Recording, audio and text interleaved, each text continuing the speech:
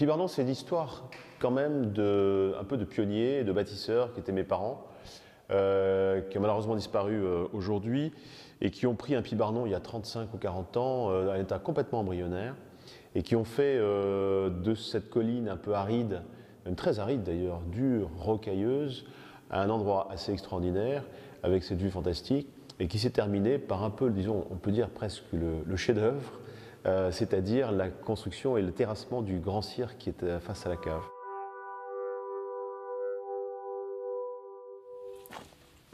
La propriété est située en altitude sur ces sols calcaires, mais elle a aussi un avantage certain, c'est qu'elle se situe près de la mer.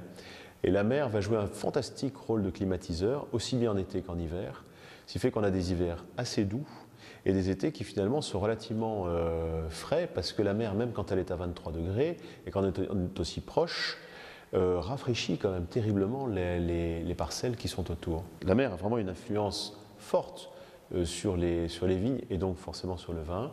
Et on dit toujours que le Mourvèdre doit voir la mer d'ailleurs, ce qui est bien le cas ici.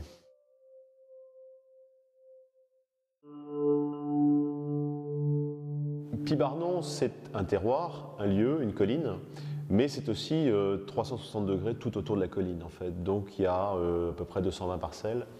Et bien évidemment, quand on vendange, on ne les vendange pas par hasard. Et mon travail consiste tous les matins, pendant les vendanges, à aller parcourir toutes ces parcelles pour voir l'état de maturité et voir à quel point les raisins sont prêts à être vendangés ou pas.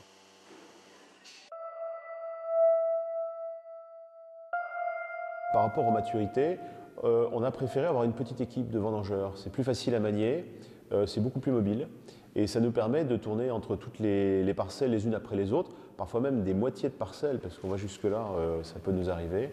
Les raisins sont vendangés à la main dans les caissettes qui sont derrière les tracteurs, qui arrivent ensuite rapidement à la cave. Les raisins sont protégés du soleil éventuellement et de la chaleur. Et là, on a la chance de travailler en fait, comme on est adossé à la colline, la cave fonctionne par gravité. Donc on envoie les raisins par en haut et c'est simplement leur poids qui les fait chuter à travers un tuyau et qui leur permet d'aller dans le pressoir. Il n'y a aucune trituration du raisin par des moyens mécaniques dans la cave. Tout arrive simplement en tombant dans le pressoir et on fait la même chose pour les cuves, parce que le raisin tombe dans les cuves aussi quand on veut faire du rouge.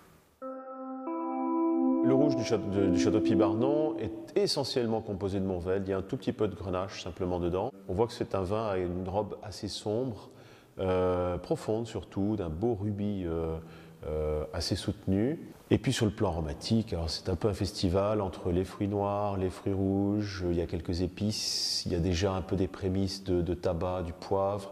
Il y a la colline aussi, cette garrigue, ce côté laurier. Dans les vins de Pibardon, les gens ne reconnaissent pas autant de Mourvèdre. C'est-à-dire que le cépage va s'effacer par rapport au terroir et au climat sur lesquels les vignes sont plantées.